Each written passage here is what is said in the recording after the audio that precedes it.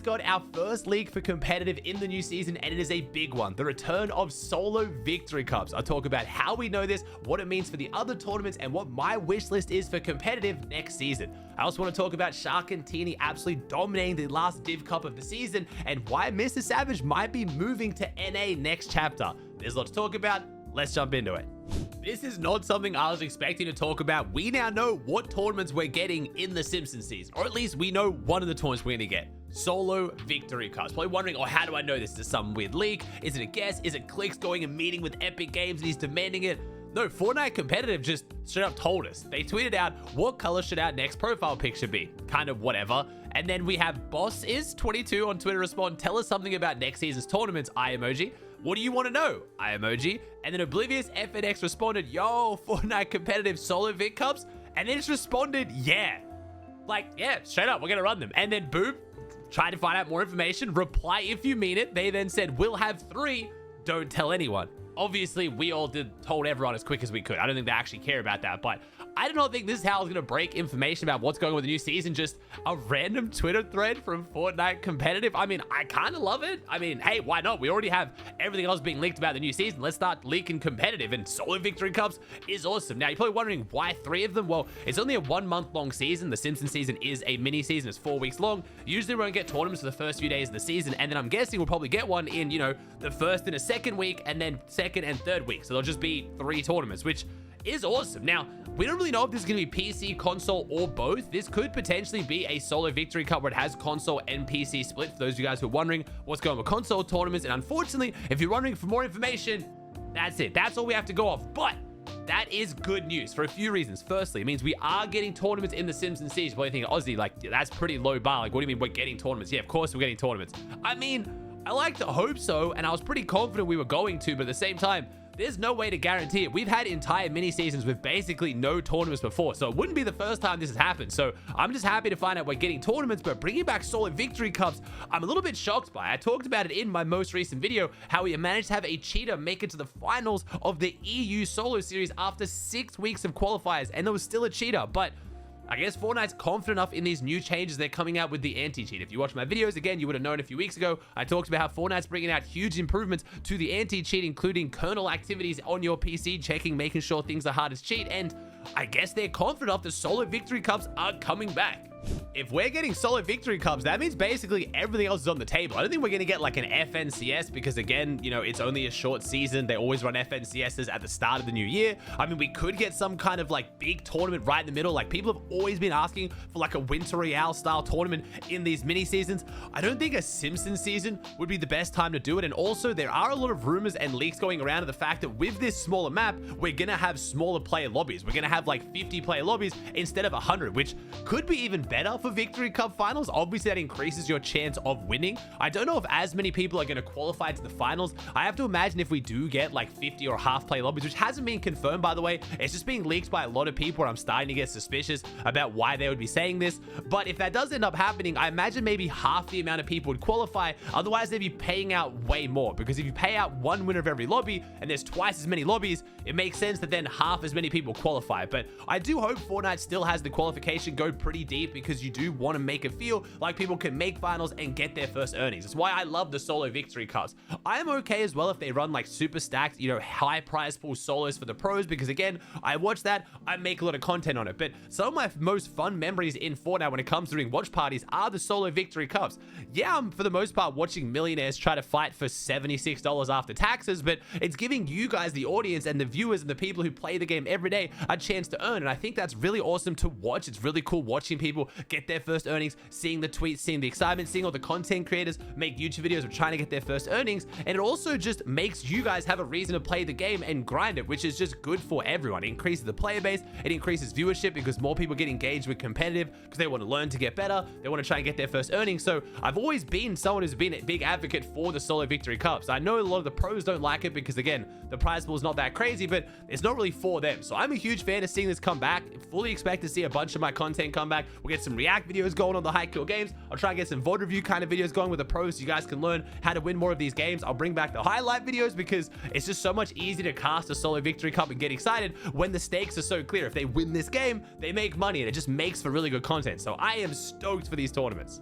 A lot of you guys have been asking me what I would want for the tournaments in the new season or potentially the new chapter. What's like my wish list? And I'll keep it just for the Simpsons season. I'll do another video close to the new chapter. But honestly, I want this season to just be a bunch of fun. I don't want it to feel like serious competitive. I actually don't think we should have duo tournaments next season at all. I think it should be a month of just having fun, resetting the community. The pros can have a bunch of fun, and by that I mean things like squad tournaments. Imagine we had like a squad cash cup, then we had the solo victory cups, then we had like LTM tournaments. Tell me it wouldn't be sick to play in and watch a bunch of pros play in a trio Flores lava tournament in a Simpsons season. Like, we're already in a Simpsons season. It's not going to be that serious anyway, and I feel like if we keep it as duos, it's going to keep a lot of pros grinding the game and taking it seriously when it's not that serious, which is going to kind of lead to a lot more burnout, which we're already kind of seeing with a lot of the pros right now. And I feel like the expectations are so much higher when it's a duo tournament, even if it's a bit of a goofy season, because pros just want to play and lock in, and I get that. But I also think for the community and for people trying to get into competitive, seeing some variety and seeing some fun tournaments would be really awesome. Treat this as what it is, which is an off season. I don't think no tournaments. I hope there's still like 5 or 6 tournaments a week like we've been getting with cash prizes, but just don't make them duos and try to make them as fun as possible. I genuinely think that should be the goal. And if we have tournaments like the solo victory cups and maybe some of these LTMs, it'll give other people their first chance to get earnings, get them into competitive, so that when chapter 7 kicks off and we get the normal tournaments back, a lot of those people transition over and think, hey, I'll check out regular competitive. This looks really cool. I want to follow what's going on with all the pros. Next year, we know we're getting 4 lands. We're getting a Pro-Am, we're getting the Reload land, and we're getting 2 globals, a mid-year globals and an end-of-year globals. It's going to be super stacked and really exciting no matter what, and I feel like a month to kind of decompress, have some fun, have some laughs, just get some money for the sake of it, and then go into the new chapter focusing on the serious competitive is the best way to do it, personally. I'd love to hear your guys' thoughts in the comments down below if you just completely disagree. This also could be my own personal bias as well. It's been a really, really busy, phenomenal year. This year of competitive has been amazing. The last 3 or 4 months of my content has been the biggest my content's ever been, between streaming numbers and YouTube and all that. It's been amazing, and thank you to you guys for that as well. And I feel like I myself would love just a month to chill out. I'd still watch all the tournaments, but it'd be really cool if they were just a bit more fun and a little bit less serious. So I could be biased. Let me know if I'm an idiot, but that sounds really fun to me. Now, if you disagree with me and you're looking forward to really serious, awesome tournaments, it might be time to mention that we now have leaks from Sheena showing that Mo's gun will be added to Fortnite. You're probably thinking, Aussie, what do you mean by Mo's gun? Like Mo, the guy who runs the tavern in Simpsons? Yeah, this gun. Like, come on, man. That looks like something that comes out of, like, not even Saved World. That's like an AI-made gun from, like, a clickbait thumbnail.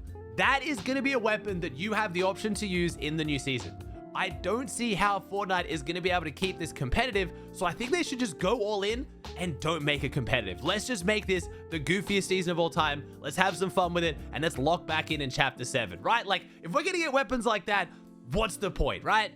Now, I've been talking a lot about what's going on next season because we have the new season starting in a few days, but we did still have one last tournament this season, and normally I wouldn't talk that much about a Div Cup at the end of the season. Like, what does it matter? But I need to give a shout out to Shark and Teeny, who absolutely dominated. Now, the leaderboard doesn't look too crazy because Shark and Teeny went down in 30th place in their last game. Going into the 6th game, they had a 160-point lead over any other player in the lobby. Their match history was insane. 11 kill win, 6 kill second, 5 kill 10th, 5 kill 9th, and a 7 kill second. They are on like 380 something points in 5 games. Now, last game again, bit of a rough one, dropped them down a little bit. Nebs and Mappy ended up actually winning that game, getting an 8 elim win, which jumped them up a lot closer. But Shark and Teeny are dominating. Teeny has now made almost $40,000 in the last week, because he came 2nd in E-Razor, 1st in the Duo Series, and then now has come 1st in this Div Cup. Teeny is on an absolute tear right now alongside Shark. Remember, Shark also came 6th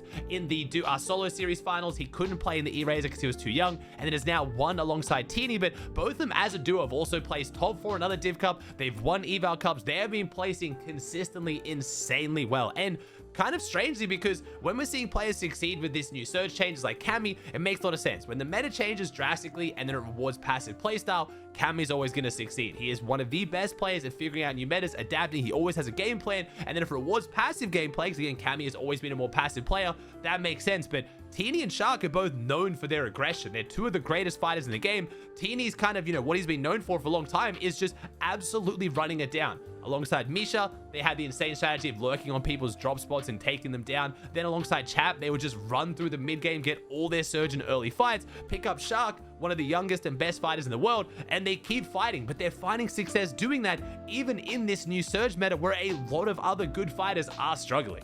Like I said, Nebs and Mappy also played extremely well, winning that last game to come second. Then we had our new old duo, Sky and Scroll, who've gotten back together. Again, Savage fans, if there was any hope the Savage was going to play alongside Scroll again, it is gone. Sky and Scroll are back, and they are popping off, coming third. Then we had Vico and Malabuka. They managed to bring it back towards the end of the tournament. They got a 7 elim win in game number 4. Chap and Flixie, again, another team known for their aggression, who's kind of been up and down throughout this post-global season. The new surge seems to have messed them up a bit, but they're starting to get their foot in the door, getting a 5th. Then we had Eyedrop and Marius, Comeback and Pix, Ping, Kiro, Rax, Yanis, and Wheat and Nefrizzi. And as much as a lot of people complaining about the new surge, and yes, it does make the mid games a little bit quiet, that is a lot of really big, good fighting teams in the top 10. Like, this is a lot of our more aggressive duos that are starting to find success with this new surge. Now, I talked about Mr. Savage and not playing with Scroll anymore, and we have to talk about it. Mr. Savage duo option. I've talked about this a whole bunch of times. Mr. Savage did actually make a tweet today saying, looking for duo, EU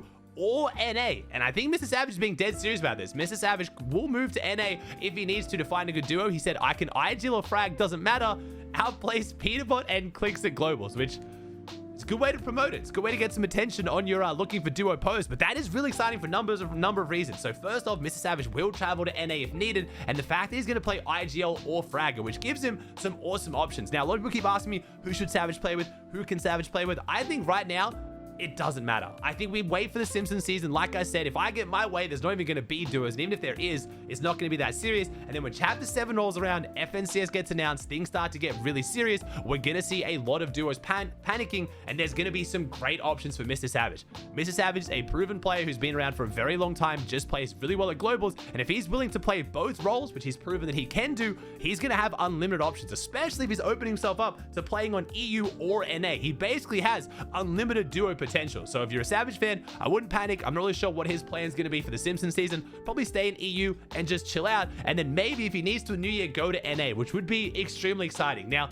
this does pretty much confirm, I imagine, we're not going to see Savage and Mongrel. I feel like that always just feels like the safety net backup option, but Mongrel and Mixon have still been locked in and grinding. Mongrel's had plenty of opportunities, I imagine, to play with Mr. Savage now, if Mr. Savage wanted to play with him. Not sure who doesn't want to play with who, or maybe they just both don't think it's right to play with each other, which I fully understand. I think they want to grow as players and not just keep finding their way back together, as awesome it is for the content. And I'm okay with that as well. I'd love to see Mongrel and Savage play together again, but honestly, I think Savage is going to end up with a really, really good duo. If we get any more solid leaks coming into the new season, don't worry, I will make another video. If not, tune into my downtime stream. I'll be live for the event and the downtime as usual, talking leaks, going through all that, because I'm actually really, really excited for the Simpsons season. I think it's going to be fun.